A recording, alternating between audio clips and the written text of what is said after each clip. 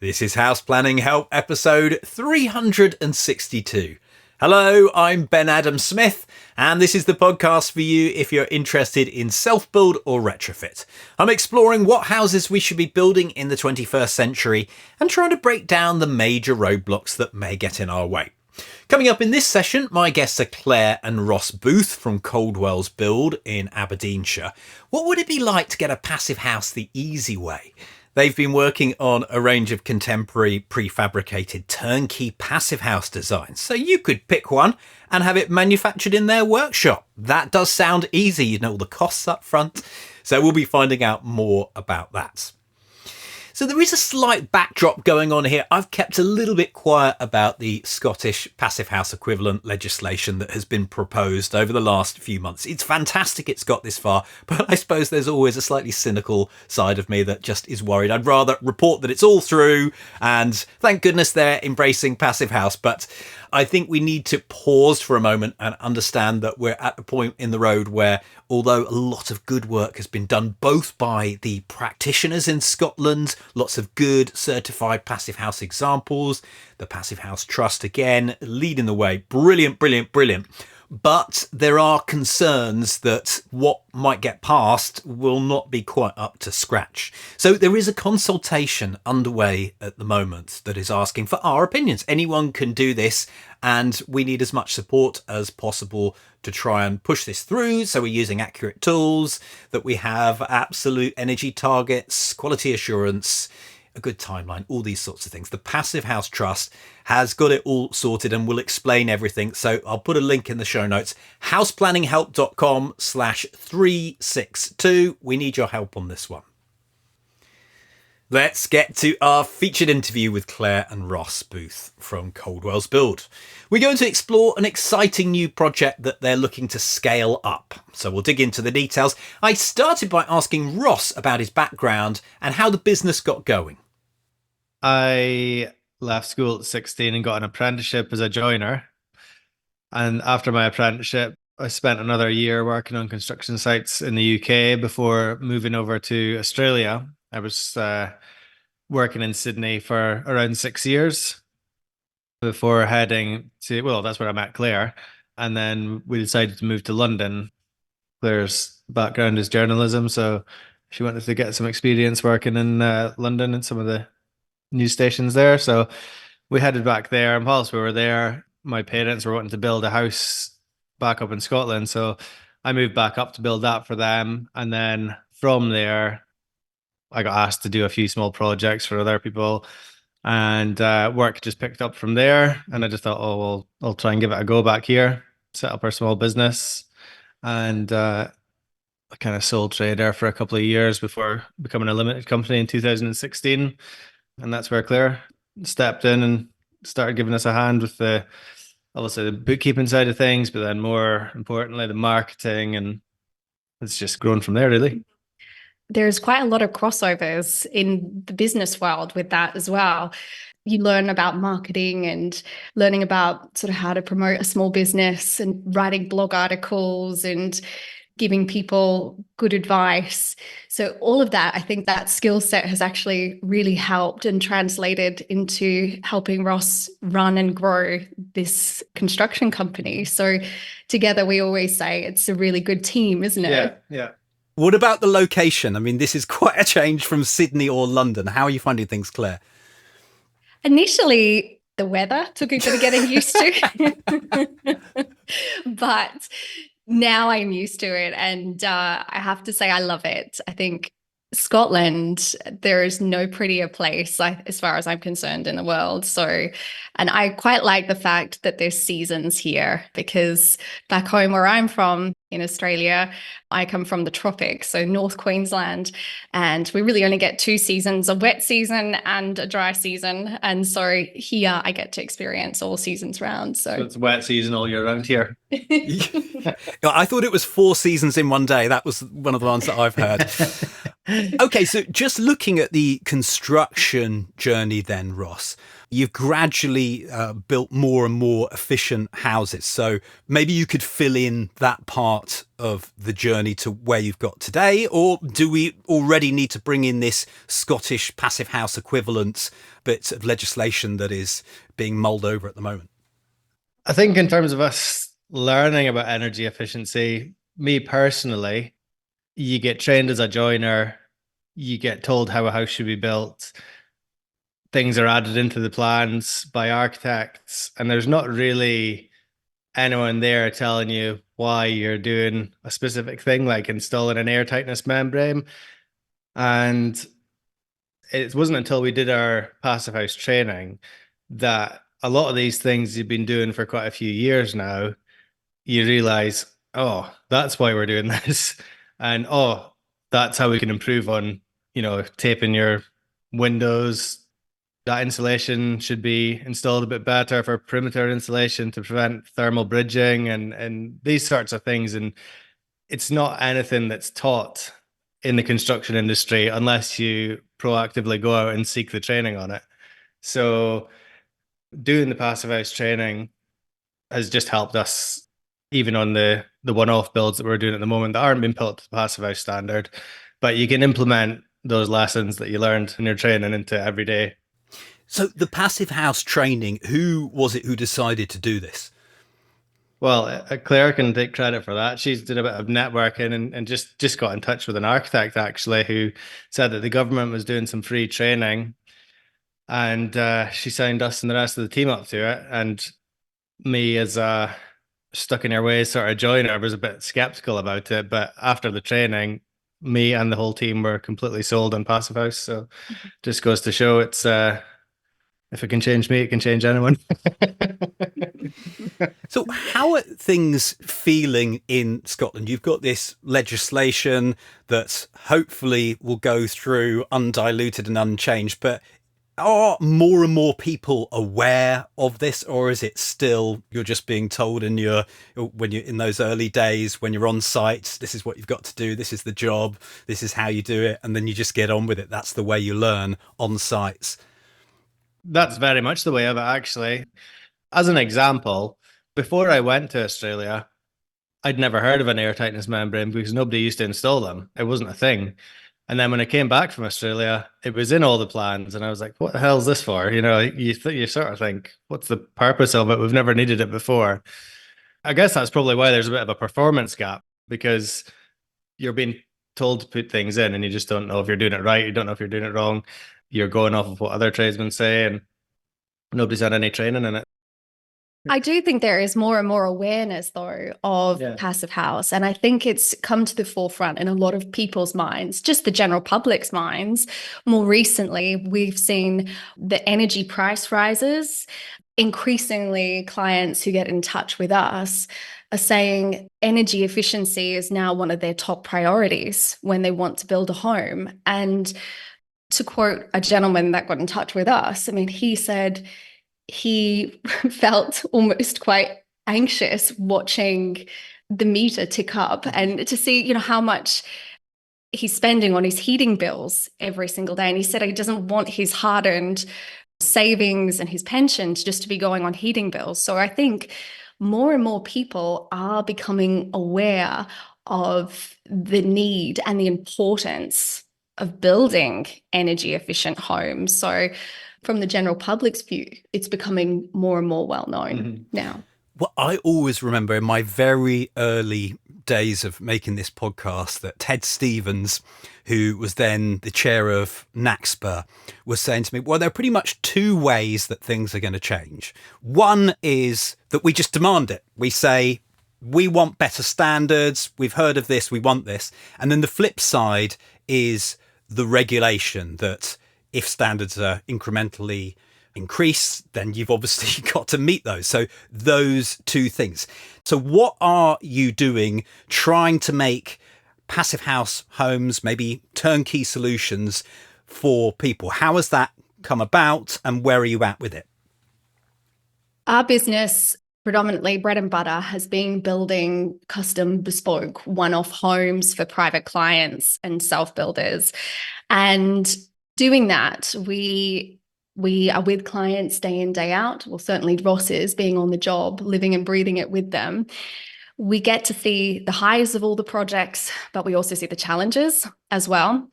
And those can tend to be going over budget in the design phase and going to builders to getting quotes, the construction costs being more than what they hope to spend, then having to go back to the drawing board, cutting out a few bells and whistles, and then going back to builders again to get quotes. Then on top of that, there's often decision fatigue. Clients express to us that, the amount of decisions that they need to make per project, and we've roughly estimated it to be around 3,000 per project. And that's, decisions on materials, colors, layout decisions. So that can be quite overwhelming for clients as well. And then there's also the unpredictability of the building itself. So being on site, if you've ever watched an episode of Grand Designs, there's bad weather delays, there's fed up neighbors, making noise complaints, all those sorts of things. So we heard all of these things from our clients, and we thought we need to try and make it simpler and easier for people to build. And so to remove these obstacles, we decided it would be a good idea to create our own collection of pre-designed homes. And we had some key goals in mind when we were thinking about doing this. First, we wanted to have the designs set to a fixed price, didn't we, to give people cost certainty. So there was none of that having to go back to the drawing board to cut out bits and pieces here. People just knew straight away what they were getting for their money. We wanted to eliminate that decision fatigue. So we thought we needed to curate a set amount of materials, color choices, so that people weren't overwhelmed. And then we wanted to use effectively modern methods of construction and prefabricate most of the house off-site so that you're not getting those weather delays, you're not disrupting neighbors, you're cutting out all of that. So those were the key things that we wanted. And then in 2021, there was the COP26 Global Climate Change Summit in Glasgow. And there were a few satellite events around that. And I started to learn more and more about the construction industry's impact on climate change. For example, most homes are still relying on oil and gas. That's contributing to nearly a fifth of the UK's carbon emissions. We've also got some of the worst insulated homes in Europe as well. So heat's escaping through our walls, our roof, our floors as soon as we switch on our radiators. And then, of course, there's the performance gap. That is when a home's designed on paper to be energy efficient, but in reality, it's real life performance. It tells a very different story. And I think the Passivhaus Trust has done some reporting around this, and they found that the performance gap's currently sitting at 60%. So a home could be using up to 60% more energy than it was actually designed to do. So as we were planning our homes, we were thinking about all these things, and we thought we need to build better. We need to try and solve some of these problems and just build better. And that led us to start looking for different ways to build. And through that, we ended up coming to Passivhaus. So in a not so nutshell, that's really it. Ross, I mean, Claire has done a lot of the thinking here. I know how she's ended up here, but I also know what the challenge is. I've seen facilities in Scotland trying to do this, and I know, even though they're a long way down the road, how hard it is. So what challenges do you see, or are you trying to keep things as simple as possible so that you're not going to run into too many of those? It's been a long time of designing our own construction system with John Gilbert Architecture. So we've tried loads of different wall systems, and in the end, we've landed. What we wanted to do was try and develop a construction system that wasn't too dissimilar to how most of the tradesmen in the area build already. We've opted for a twin wall system, essentially sort of built in small pre-insulated sections. So you've still got your standard 6-inch timber frame that the guys are used to installing up here, with an add-on sort of internal 4x2 frame as well. So it's not going to involve too much extra training for the guys doing any of the installation. So that's been the main sort of challenge, is just how are we going to do it, and how are we going to keep it simple, and how can we prefabricate them as far as we possibly can in the workshop before being delivered to site. So, I mean, it sounds tricky and it sounds complicated, but it's a lot simpler than a lot of the projects that we've actually been building. Are you looking for a particular person for this? Because I think this is one of the challenges that custom builders come up against, that we either want everything bespoke or we want to go and buy a property that's already been built. And there's not that much in between. We haven't developed that mindset. So I know you have your different designs here, and we don't realize what a bargain they are. And we might come in and want to change things.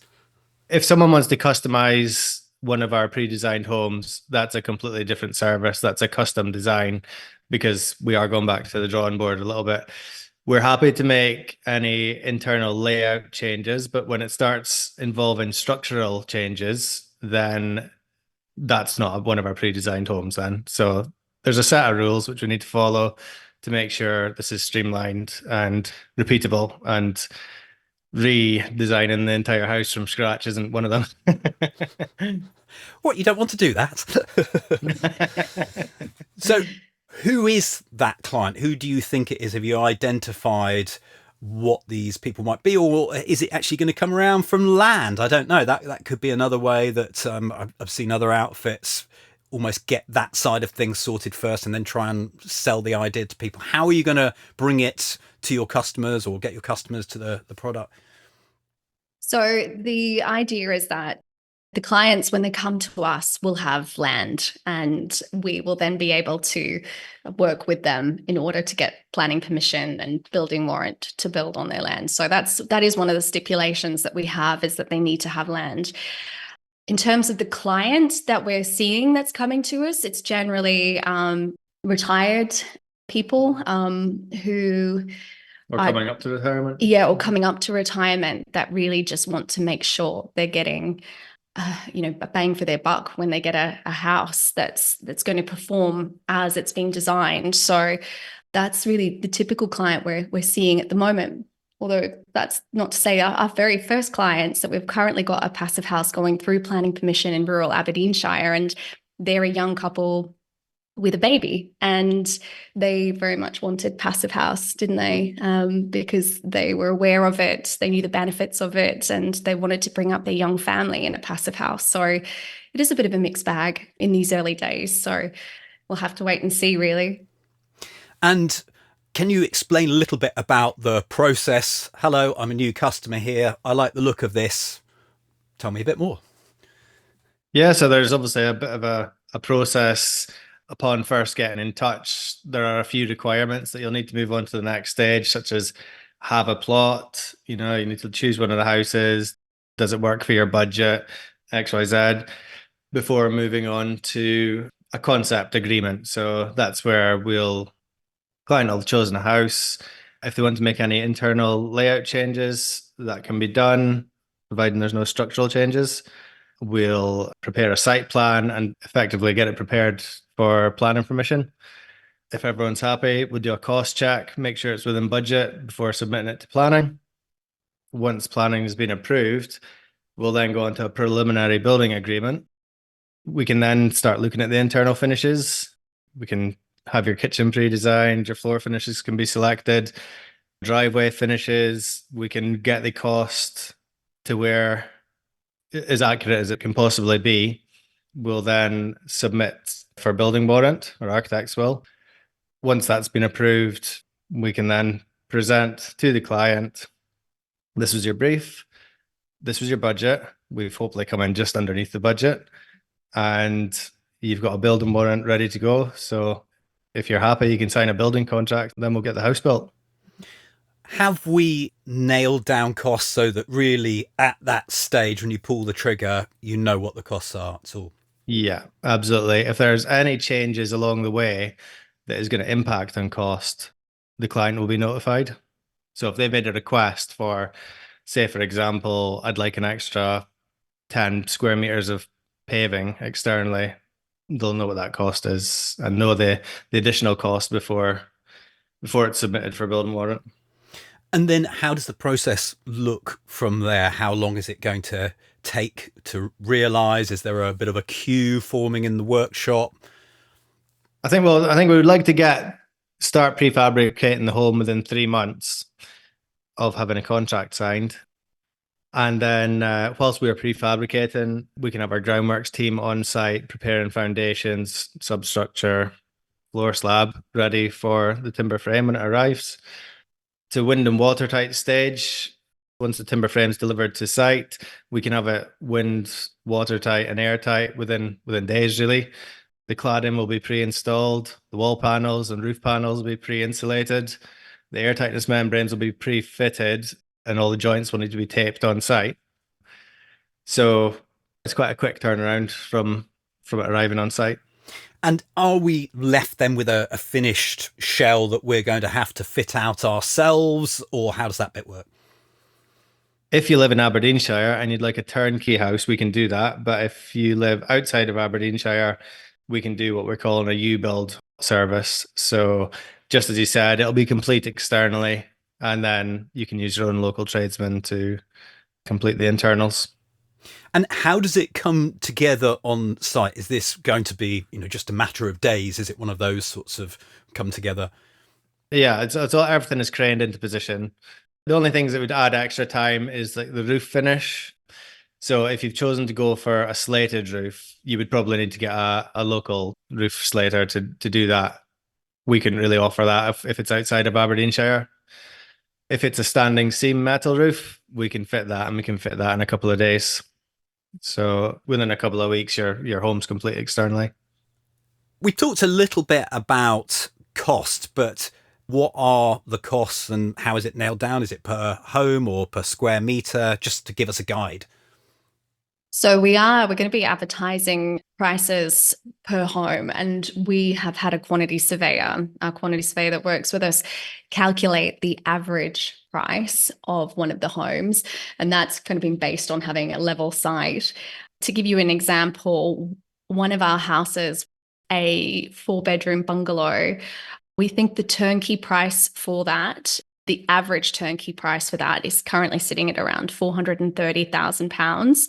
And then for the U-build service, which Ross spoke about, so that gives you a fully complete external shell of the building, the average price for that is coming in at around £220,000. So this is for a fully certified passive house. And that is something that we really want to do. That's core to our offering, is that we want to make these certified homes for people so that they're guaranteed that they're going to meet the passive house standard.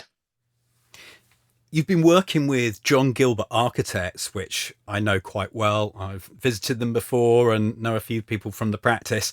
How did that relationship come about, and what do they see as the challenges for you and how you interact together? So the relationship there came about because we sent all of our joiners and builders, Ross included, so 12 of the guys, down to Best at Glasgow. So Best, for those who don't know, it's this incredible facility, and it's really all about decarbonizing the built environment. So it's all about upskilling and educating people in the construction industry. So we sent all of our guys down to Best to complete their passive house tradesperson training. And on that course was Rupert Daly. He was delivering the training, and he is an architect, a passive house designer with John Gilbert Architects. So it was around that time, 2021, again. So we had this idea of having a collection of homes to try and solve all those problems that we spoke about earlier. And meeting with Rupert, we started to speak to him about this idea, and we thought, can we somehow incorporate passive house into that? Can passive house be repeatable, pre-designed? Because we're very conscious that passive house was very site specific. It's a site specific standard. So how would we get around that And so we teamed up with Rupert. Rupert said, yeah, absolutely, we can do that. It's just going to take a little bit of tweaking. And so we worked with him over the course of the last 2.5 years to create, well, 6 designs is what we've ended up with in total. And the way we've kind of got around that issue with Passivhaus being a very site-specific design is, and this is probably where you should take over. The reason our houses will work on any site in Scotland is that we've over-egged the amount of insulation that's in the panels, so we're not so reliant on solar gains.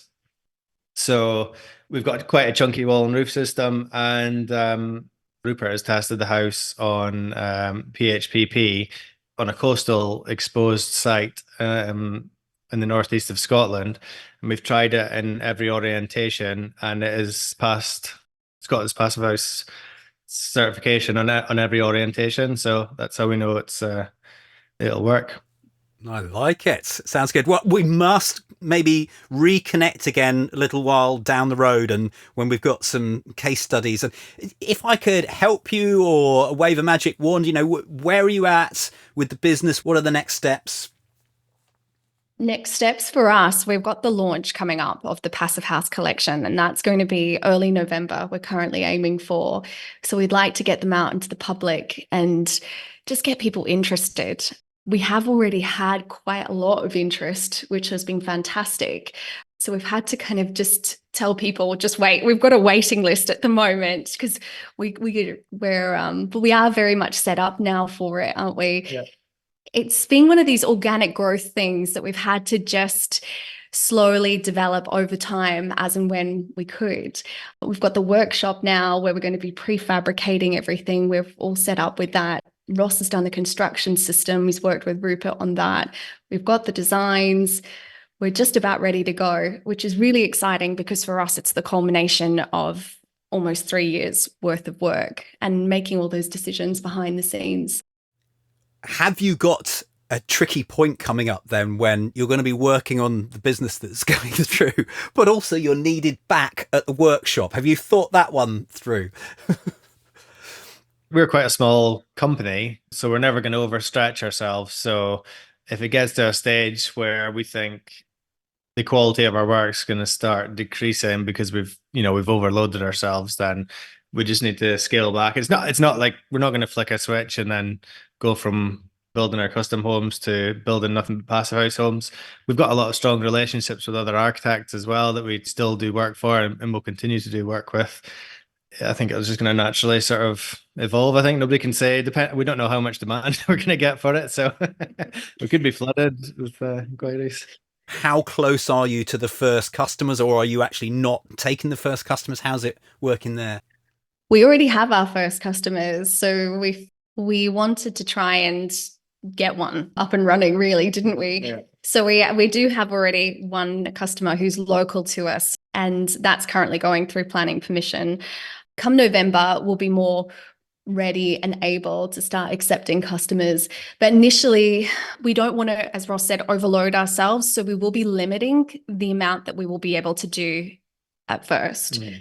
So we've said 6 per year right now. That's what our team could cope with at this point in time. So 6 per year initially, and then after that, it might just be a gentle scale up, and we'll see where we go from there. But right now, we're just going to keep it limited, just so that we can maintain that quality. We can make sure we've got the processes correct, and that we can iron out any teething issues or any challenges that may crop up along the way, because we're not naive to think that they won't, because they certainly will. So we've just got to try and keep it small so that we can stay on top of it, really. Now, I want to move on and talk more generally about the Scottish Passivhaus equivalent standard that's being proposed. But is there anything else you want to mention about your business or about your journey so far? I don't think so. I think we're just genuinely excited about it. I think for us, it would be great actually if more tradespeople would come on board and go and do their Passivhaus training at best, because it opened our eyes and it actually challenged us to think about things a bit differently and do things differently. So we would love others to do the same. Yeah.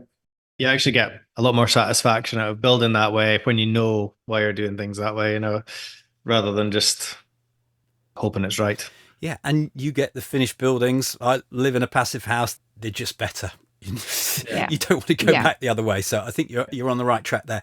Now, I want to put this all into context because you're on this journey and it's fascinating, and I wish you well and I hope it all goes really, really well. But the Scottish passive house equivalent standard that they're talking about, and I really hope doesn't get watered down by politicians, which is probably, I think, a very valid fear. So what would it mean? Let's say we did get everything we wanted. What would that mean to Scotland?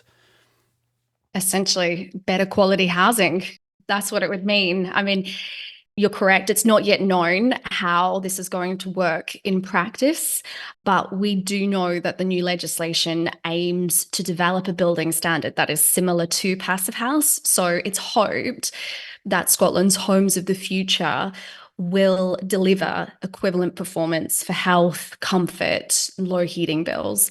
And that's obviously best achieved by adopting the 5 key passive house principles, which is your higher quality and far greater levels of insulation, your high performance triple glazed windows, your airtight construction, your ventilation system with heat recovery, and having no thermal bridges, which is stopping, your condensation, your mold, etc. If we can incorporate all of those things into Scotland's homes of the future, then it's going to be a huge shift. And for the people that get to live in homes like this, I think we're just so used to somehow living with uncomfortable homes in the UK. You're used to having that cold draft blowing in through a crack in the wall or anywhere. So the comfort side of things will be amazing. And then the health benefits of it as well, with having that fresh air constantly. So I think there's just so many benefits, really. It will just mean essentially better quality housing in Scotland. And Ross, you talked earlier on about how the trades, maybe they don't know why they're doing a lot of these things. Are they aware of this consultation that's going on at the moment? I don't think so. No, I don't. I just think it's a lot of tradesmen wake up, go to work, come back home. It's a job. I think it's probably down to employers maybe explaining a little bit more about it and maybe upskilling themselves and a bit more education. Scotland is really trying to upskill, isn't it? And I think having that facility at Best down near Glasgow, I mean, that is doing such a wonderful job in providing that training for trades and construction workers. So I think that is solving a big kind of problem already in trying to upskill people in passive house, isn't it?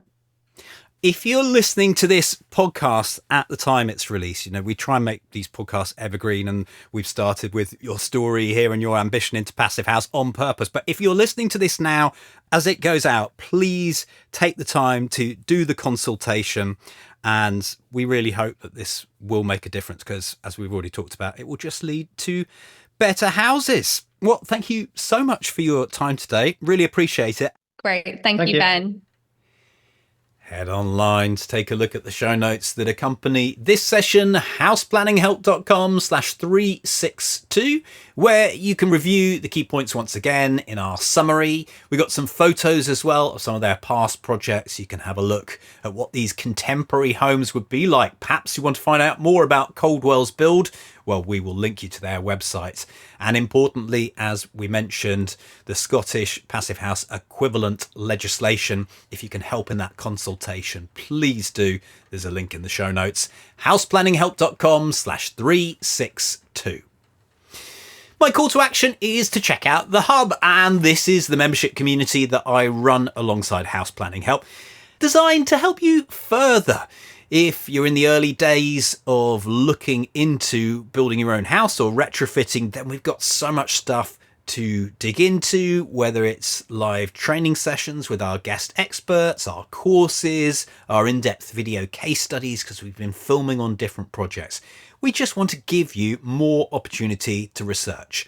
At the beginning of a project, it's such a fun stage as well. So if we can help, maybe you want to chat to me or one of the experts that we bring on from time to time, come and find out more at houseplanninghelp.com/join. That's it. Thanks so much for listening. The House Planning Help podcast is produced by Regen Media, content that matters.